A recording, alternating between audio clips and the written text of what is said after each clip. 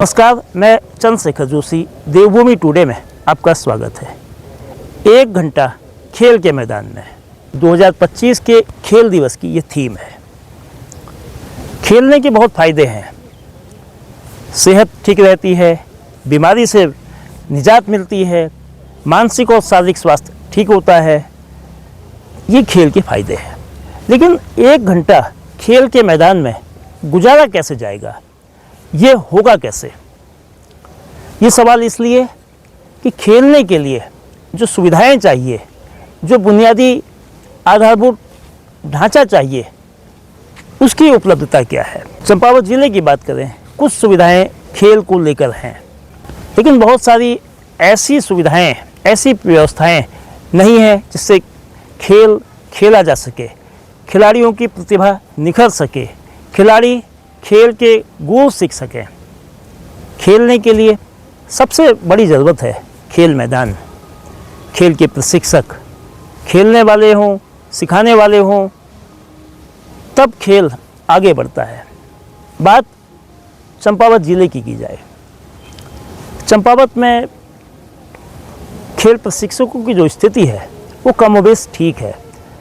4 विभागीय खेल प्रशिक्षकों को मिलाकर कुल 18 खेल कोच इस वक्त हैं, जो स्पोर्ट्स कोच हैं, खेलों को सिखाते हैं, खेलों की टेक्निक बताते हैं, खेलों में कैसे बेहतर किया जाए, ये हुनर खिलाड़ियों को देते हैं। लेकिन इसके अलावा अधिकांश मामलों में चंपावत की स्थिति दयनीय है। केवल एक खेल मैदान चंपावत ज़िले में है और वो खेल मैदान है उत्तराखंड बनने से पहले उत्तर प्रदेश के दौर का अकेला स्टेडियम टनकपुर में है। बल्कि स्टेडियम कहना भी वो ठीक नहीं है, मिनी स्टेडियम। मगर चंपावत ज़िले का जो अधिकांश पहाड़ी हिस्सा है उसमें कहीं भी खेल मैदान नहीं है, स्टेडियम नहीं है। उत्तराखंड को बने हुए इस वर्ष 9 नवंबर को 25 साल पूरे हो जाएंगे, लेकिन अभी तक ज़िले के पर्वतीय क्षेत्र में या कहें ज़िले के मैदानी क्षेत्र में भी कहीं भी उत्तराखंड बनने के बाद कोई खेल स्टेडियम नहीं बना है। लोहाघाट में 1 दशक पूर्व खेल स्टेडियम का काम शुरू हुआ, लेकिन पूरा नहीं हो सका। निर्माण की जो गति है वो इतनी सुस्त है कि वो कछुए से प्रतिस्पर्धा कर रही है। खेल मैदान, जो लोहाघाट का खेल स्टेडियम कब पूरा होगा पता नहीं। लोहाघाट में तो कम से कम खेल स्टेडियम निर्माणाधीन है, पूरा होने की दहलीज पर है, मगर जिला मुख्यालय के हाल उससे भी बुरे हैं।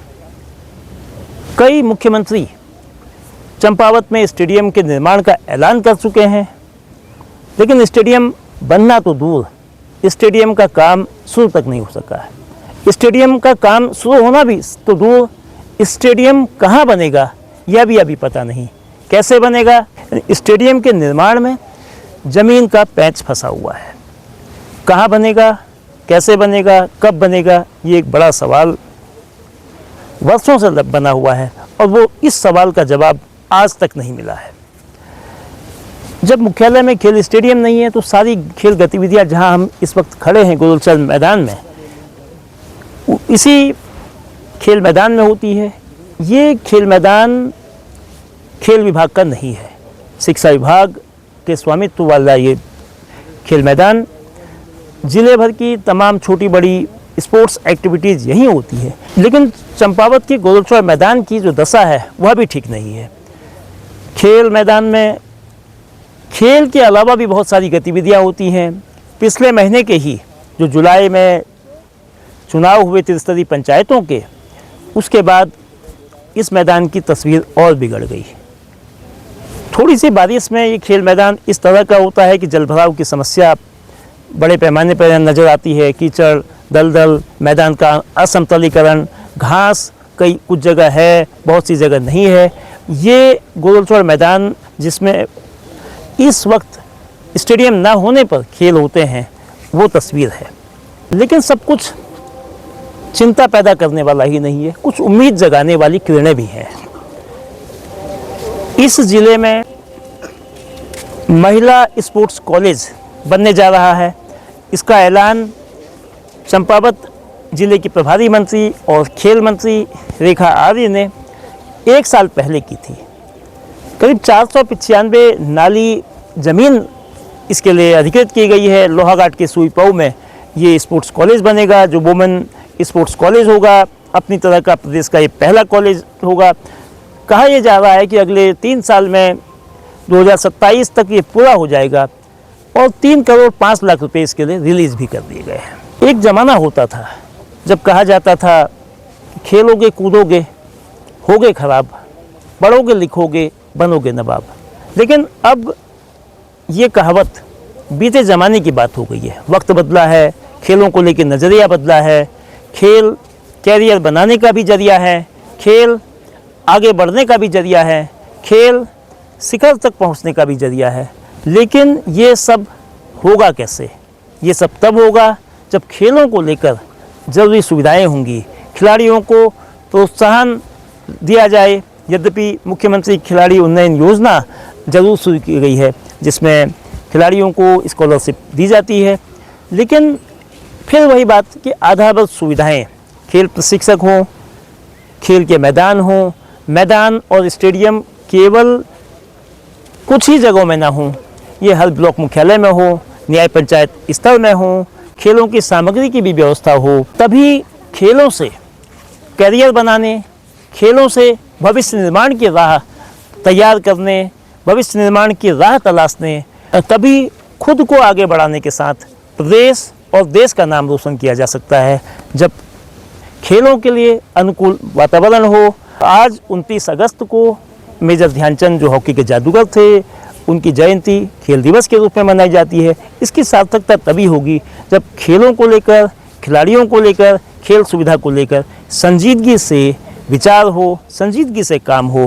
तभी 1 घंटा खेल मैदान में कि जो थीम खेल दिवस की है वो पूरी होगी। इस पूरे मामले पर खेलों की सुविधाओं को लेकर क्या स्थिति है, कोचेज़ को लेकर क्या स्थिति है, भविष्य की क्या योजना है, खेल विभाग के अधिकारी चंदन सिंह बिष्ट क्या कहते हैं, आइए इसे सुनते हैं। वर्तमान में हमारे ज़िले में 4 स्थायी कोच हैं। मुझे लगाकर मैं वॉलीबॉल का प्रशिक्षण कैंप लेता हूं, और हमारे टनकपुर में एथलेटिक्स और बॉक्सिंग और फुटबॉल के हमारे स्थायी कोच नियुक्त हैं।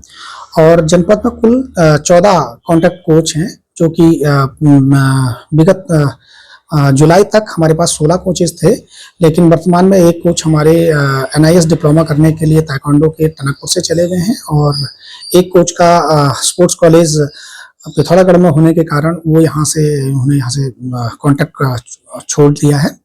और कुल 14 हमारे अभी कैंप सुचारू रूप से चल रहे हैं।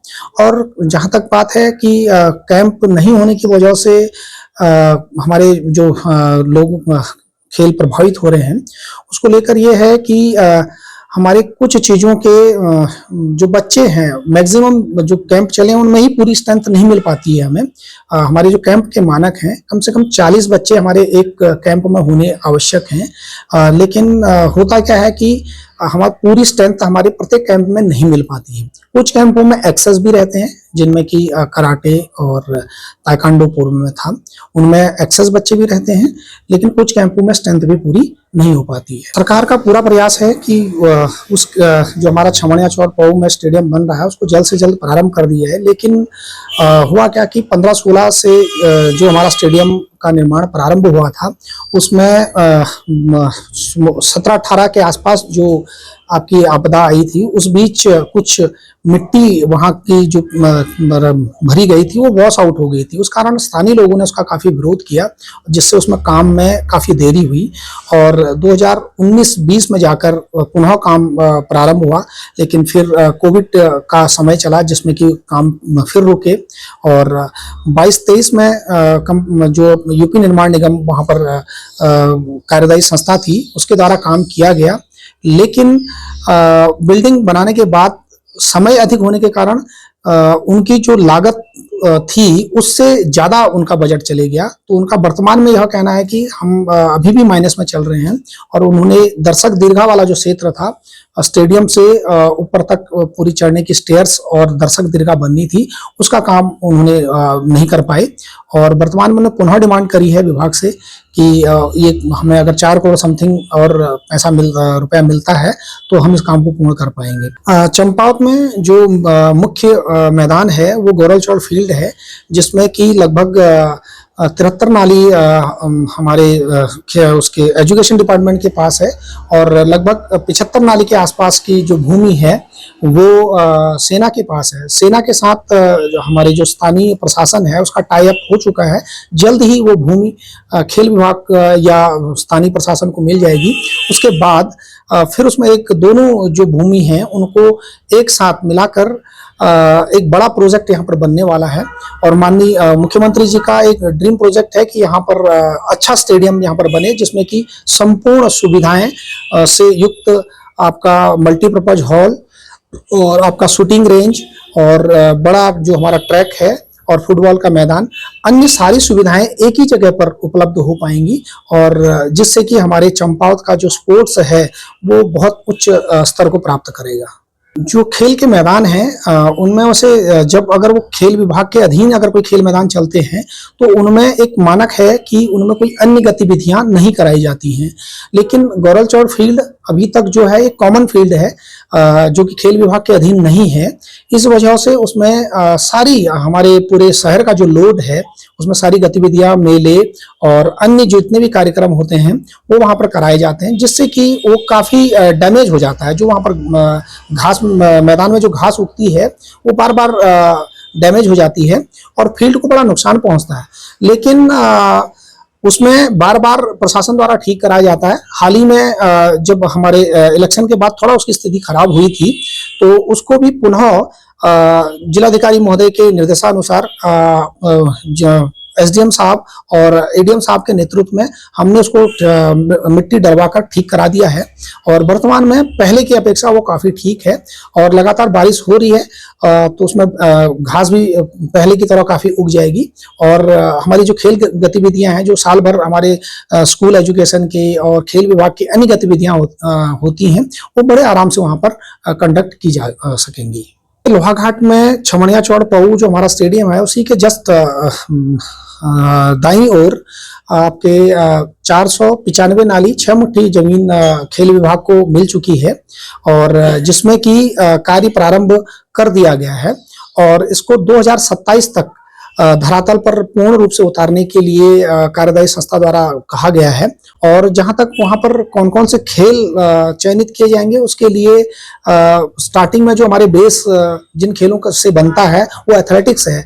एथलेटिक्स, बॉक्सिंग, फुटबॉल, इन खेलों को प्रारंभ करने के लिए विभाग से हमारी ओर से भी कहा जाएगा और विभाग के जो हमारे उच्च अधिकारी हैं वो उसमें एक फैसला लेंगे कि कौन कौन से हमारे स्पोर्ट्स पर्सन हमारे पूरे प्रदेश में अधिक हैं कि जिनमें रुचि ज़्यादा और ज़्यादा एथलीट्स हमें मिल पाएँ, उन खेलों को प्रारंभ कर दिया जाएगा और धीरे धीरे फिर अन्य खेलों को भी वहाँ पर खोलने के लिए कवायद की जाएगी।